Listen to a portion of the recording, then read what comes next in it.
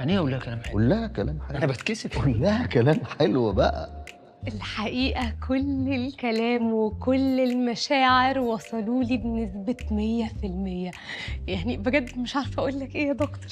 كل الكلام انا والله ما قلت لها اي حاجه. مش كفايه، مش كفايه يا دكتوره، مش كفايه، لازم يوصل لنا كلنا. لازم الفايبس دي توصل لنا، لازم الطاقه توصل لنا. قول لها كلام حلو. انت لو عايز تعكسها اعكسها. قول لها كلام حلو بقى. حاضر، لو ده اللي هيخلصني ماشي. تعرفي يا دكتوره ان انا اول مره اعرف سر التحنيط. الله، شكرا قوي يا دكتور طلعت.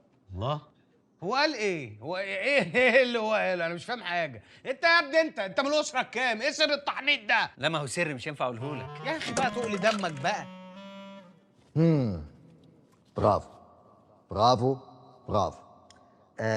اعتقد كده ان انتوا انسب 3 شباب للتجربه.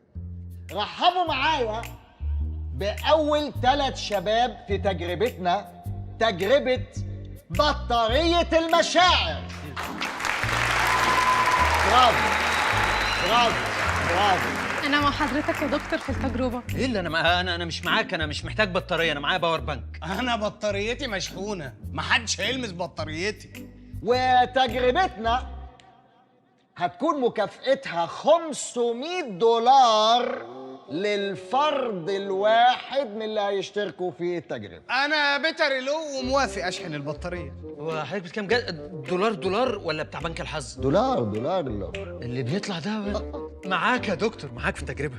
أنا كده مشتركة يا دكتور مع حضرتك من الأول، قلت لك. المهم يا أولاد إن أنتوا لازم تفتكروا إن أنا مهما كبرت صغير، أنا مهما عليت مش فوق